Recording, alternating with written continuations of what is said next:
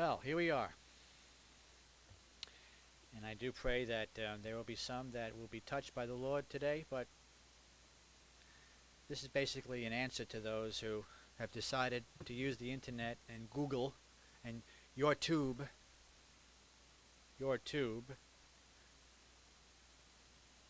to talk about how much they deny the Holy Spirit and deny the reality of the existence of God. Let me just sit back in my chair here and look into the camera.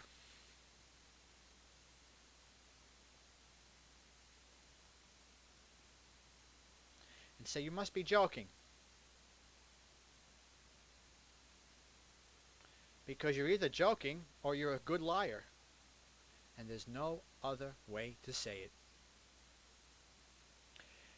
You see, the creator of the universe does not create us without the capacity to know he's there. That's number one. And the fact that we are created in the image and likeness of God, he's not going to create us without the capacity to know he's there. All mankind knows that God exists. However, not all of mankind acknowledges that fact, simply because of the inheritance of the rebellion that we all have in our Adamic side, in what's called our fleshly side, in the side of us that's earthy. We all have it. There isn't one of us in this whole planet does not have that rebellion that we've inherited from our first parents, Adam and Eve. You say you believe that? Yeah, I do. Yeah, and I'm smart too.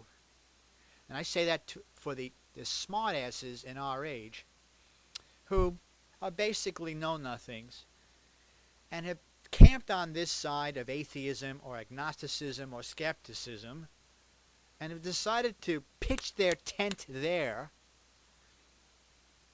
and think that they have done a great service by destroying the truths that are mentioned or the claims that are mentioned in the Old and New Testaments, particularly the claims of Jesus, the gospel narratives as being historical, the bodily resurrection of Jesus, and the revelation of the New Testament of God taking on perfect, sinless human form in Jesus Christ.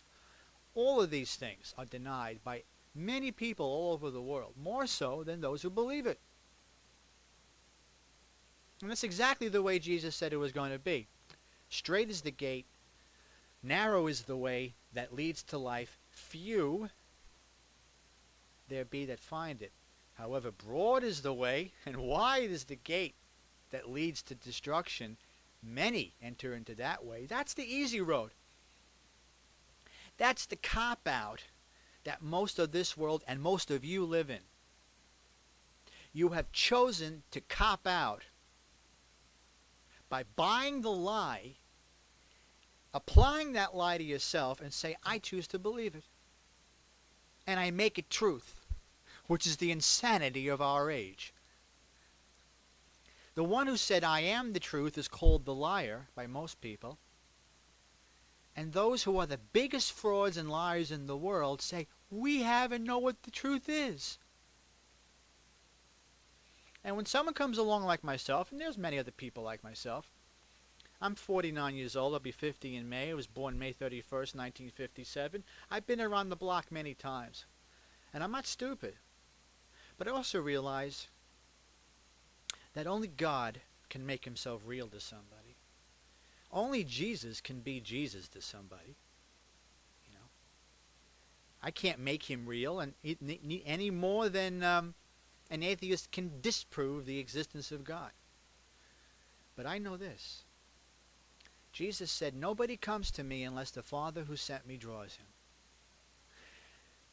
And Jesus said, if anyone is willing to know, willingness. Are you willing? Most of you aren't. And because you're not willing, you don't take up his challenge.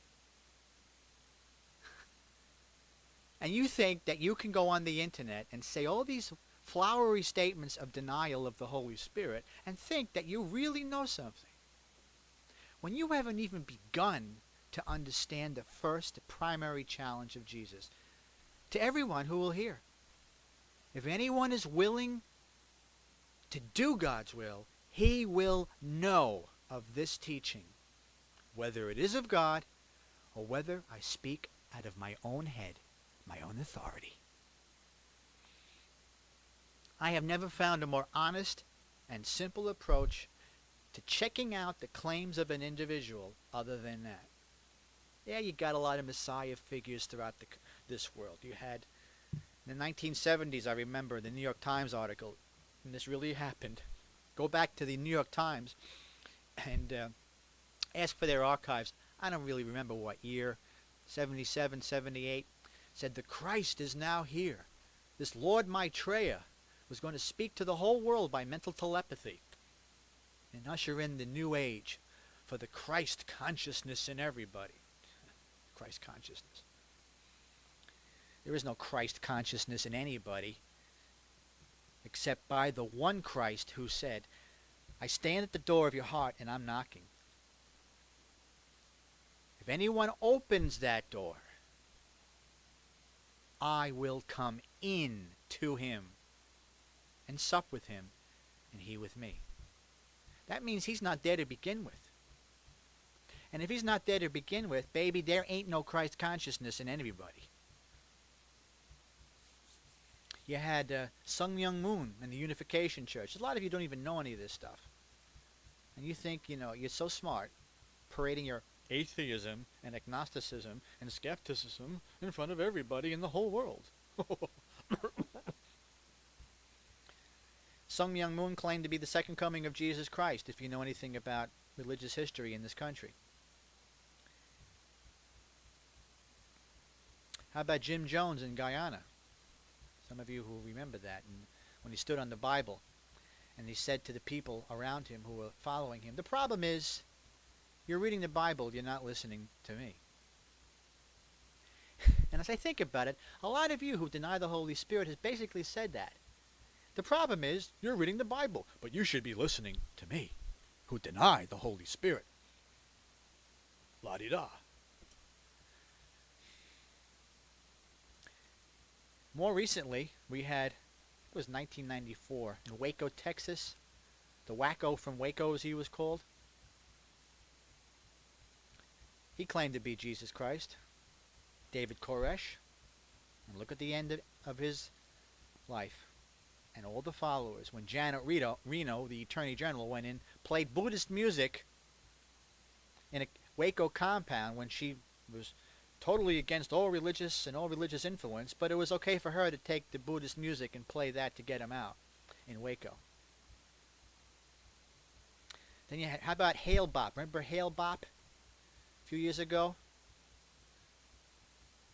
Mixture of Christianity and some wild out there beliefs. There's no people who deny spiritual existence are really living in another sphere of denial. But if you want to know the Jesus